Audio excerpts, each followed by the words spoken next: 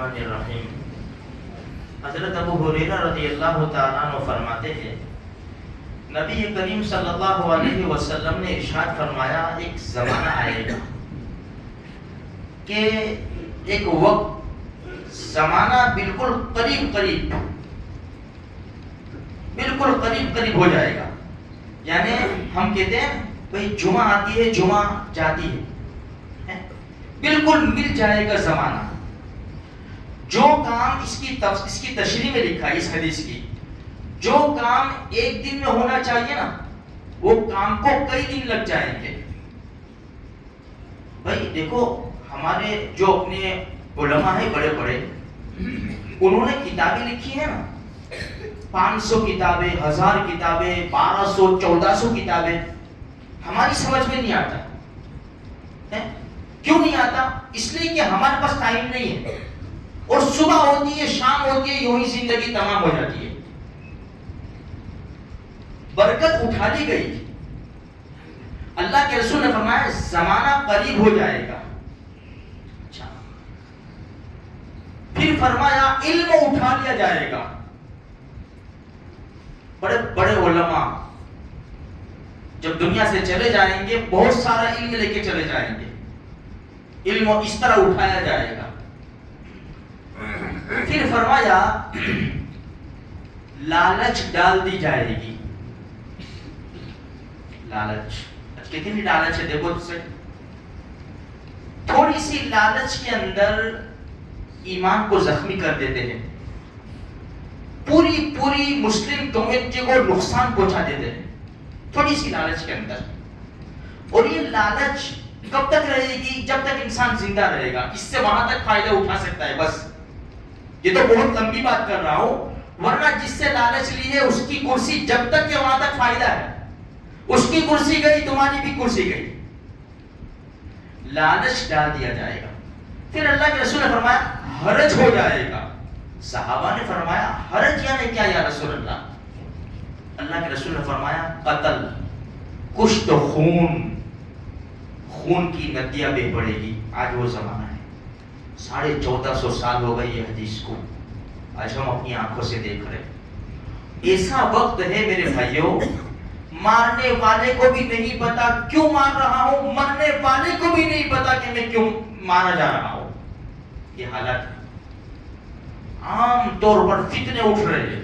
ایک لفظ یہ بھی ہے کہ فتنے اٹھیں گے۔ یہ فتنے آج فتنوں کا دور ہے میرے بھائیوں، اس لیے یہ ساری نشانیاں قیامت جیسے جیسے قریب آتی جائے گی یہ ساری نشانیاں وجود میں آئے گی۔ زمین اپنا خزانہ باہر نکال کر پھینکے گی، قسم کی چیزیں دیکھو نا جو پہلے زمانے میں تصور نہیں کیا جا سکتا تھا، آج وہ چیزیں ہمارے سامنے آ رہی ہے۔ یہ جو بڑی عمر کے لوگ ہیں، کبھی میں نے سنا ہوگا کہ بھائی اس طرح بات ہوگی فون پہ، کہیں یورپ میں ہو، افریقہ کے جو مقام پر ہو، کہ ایک دوسرے کو دیکھ سکیں گے، ایک تصور تھا۔ کتنا عام ہو گیا، کتنا عام ہو گیا۔ اب ایسے زمانے میں ہم زندگی گزار رہے میرے بھائیوں، فطروں کا دور ہے، حالات ہمارے سامنے ہیں۔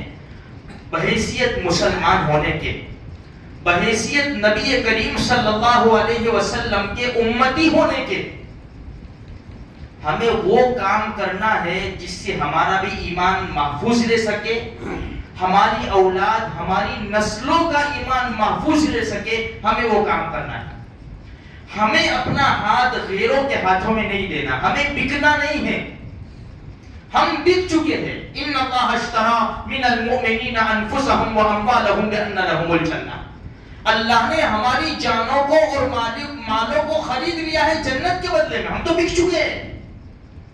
جان ہماری نہیں کہ جہاں چاہے لگا دیں گے، مال ہمارا نہیں کہ جہاں چاہے لگا دیں گے، اس لیے جان بھی قیمتی ہے، مال بھی قیمتی ہے۔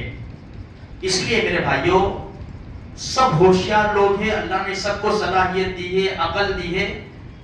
دیکھو پرسوں بھی میں نے کہا تھا ہمیں اللہ کے گھر کو لازم پکڑنا ہے، 5 وقت کی نمازیں پڑھنی ہے، اور قرآن کریم کی تلاوت کرنی ہے، اور دعاؤں کا خاص اہتمام کرنا ہے۔ شیخ اپنے حرم کے امام یا مدینہ منورہ کے امام، حرمین کے امام، دو حرم میں سے امام نے یوں فرمایا کہ جب انسان دعا کرتا ہے نا اللہ سے اس کا تعلق بڑھتا رہتا ہے. بڑی عجیب بات بتائی انہوں نے، سمجھ میں بھی آنے والی ہے. جب دعا کرتا رہتا ہے اللہ سے تعلق بڑھتا رہتا ہے، اس کا ایمان بھی بڑھتا رہتا ہے، اس کا یقین بھی بڑھتا رہتا ہے.